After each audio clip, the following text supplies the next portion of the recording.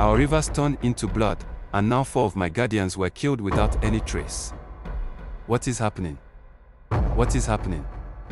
I am confused, the anxious king asked. My king, you have to calm down. There must surely be a reason for this, an elder said. If there is a reason, then how do we find out? We have tried to reach the chief priest, but our guards ended up in pain, the king said. But my king, what exactly is happening? Is the gods angry with us? If yes, then what is our offense? Another elder asked, confused. Shut your mouth and listen, the gods are not angry with us. If you don't have anything reasonable to say, just keep quiet. Mr. Okosi was fired. I'm sorry. Mr. Okosi. I was just adding a suggestion I felt was correct, but think of it, our rivers were in blood and 4 of our men died on the same day. Only this ancestor can do this, the elder explained. In the future, like I said, just shut your mouth if you don't have anything reasonable to say, said Mr. Okosi. Well, Mr. Okosi's wife and his children were busy working on their farm that day, but suddenly the queen appeared and struck a palm tree in their farm. The palm tree fell immediately on the son of Mr. Okosi. No. Suddenly, Mr. Okosi's wife ran to the palace with tears all over her face. Breathing heavily at the same time. Woman, what is the problem? Why are you running and crying at the same time? Mr. Okosi asked his wife. My husband, the worst has happened. I'm totally finished, Mr. Okosi's wife added. Talk to me, my wife, what is the problem? Why are you crying? Mr. Okosi asked anxiously. My husband and I went to the farm with the children, and suddenly the palm tree on our land fell and landed on your only son. Abomination. Chai, chai, chai, all the elders shouted. Woman, are you sure about this? The king asked. Yes, your royal highness, she answered with tears. This is unbelievable. How did that palm tree fall? That tree was planted by my forefathers for many years without falling. How can it decide to fall today? I need to go and see my son immediately, Mr. Okosi said to the king. Mr. Okosi quickly ran out of the palace with his wife and headed back home straight. When he arrived, he saw his son lying on the ground in so much pain that he was shaking and struggling to breathe. No, don't do this. Please stay with me, my son, you are my only son. Please, Mr. Okosi shouted, but soon the son starts vomiting blood from his mouth. Struggling with his life till death comes, and he gives up and dies. Mr. Okosi's wife started crying and rolling herself on the ground. Everyone please come and help me, my only son is dead, Mr. Okosi's wife shouted helplessly. Okosi stood with folded hands, asking, Ancestors, why have you forsaken me? He shakes his head twice and walks out of his compound sadly. Okosi went back to the palace and delivered the sad news to the king and his companions. The worst has happened, my king, my son didn't survive the accident, he died, Mr. Okosi said sadly. Oh, such sad news. I am sorry, my true friend, for your loss, the king answered. In just a day, 5 people died a miserable death in our village. Something is wrong somewhere, an elder said. My elders think it is high time we go and see the chief priest by ourselves. This issue is getting serious. The king said. So the king, the elders, and some palace guards went to meet the chief priest at his residence. But to their surprise, they met the dead queen sitting at the shrine and the chief priest dead with his head cut off at his shrine. Immediately everyone scattered and started running and shouting. The guards were running on their own, and the king was running like a cheater.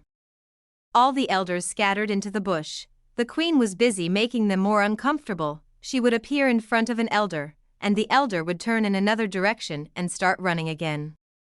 Some elders ran till they passed their own houses out of fear. The king ran till he ran out of the entire village. The guards dropped their weapons and scattered into the streets like animals. It was not an easy day for all of them.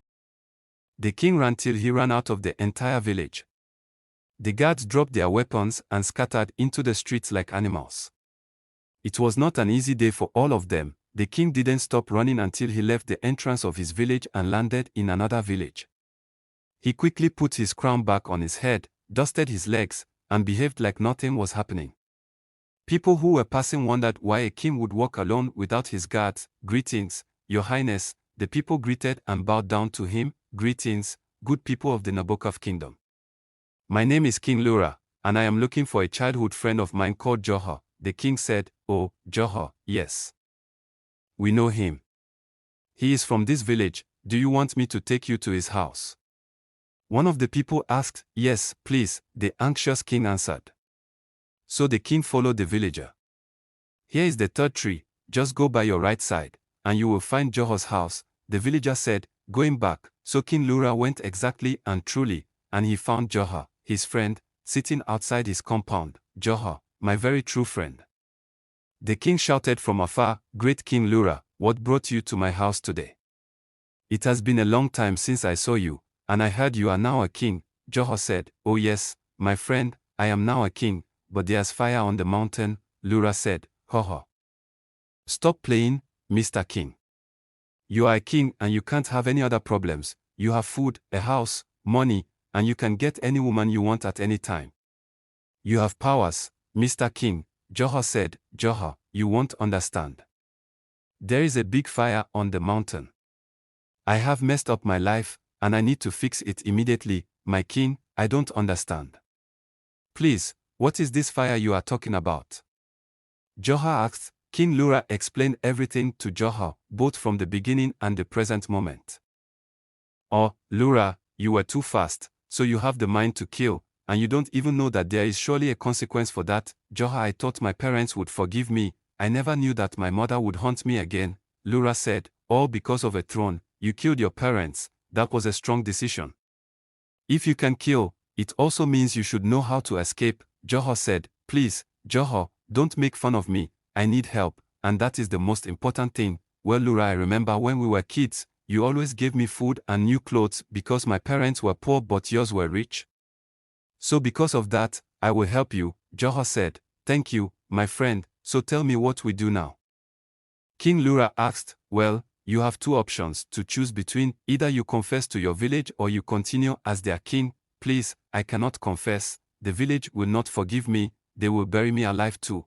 King said afraidly, "Then you have to continue as their king." Johor said, "Yes, I like that, but how can I continue when my mother's ghost is not letting me rest?" "Don't worry, Mr. King, I know what to do about that. There is a herbalist in this village that can help you with this problem." Johor said, "Really? Please, how do we go about that?" "I need to act as fast as possible," said the king. "Since the day is still young, then let us visit the great herbalist. He will definitely help you." So Johor and the king went far into the forest in search of the great herbalist, and in no time they arrived at the shrine. Immediately the herbalist saw them, he began to laugh at them. "Oh ho ho ho ho ho ho ho. I know what brought you two here," the herbalist said. "Thank you, great one. Please, as you can see, we need your help." Johor said, "You killed your father and framed your mother for the crime, and she got buried alive by the villagers, and now her spirit is after you," said the herbalist. "Yeah, great one. Please help me," Lura said sadly. "Don't worry, boy, you are standing on the ground of wonders, but are you ready for this?" The herbalist asked. "Yes." King Lura nodded without wasting time. "This is going to take you 7 days. I will cook you in a pot, and from that day on, no demon or spirit can take your soul or make you scared ever again." The herbalist said, "Do you think their plan will work?"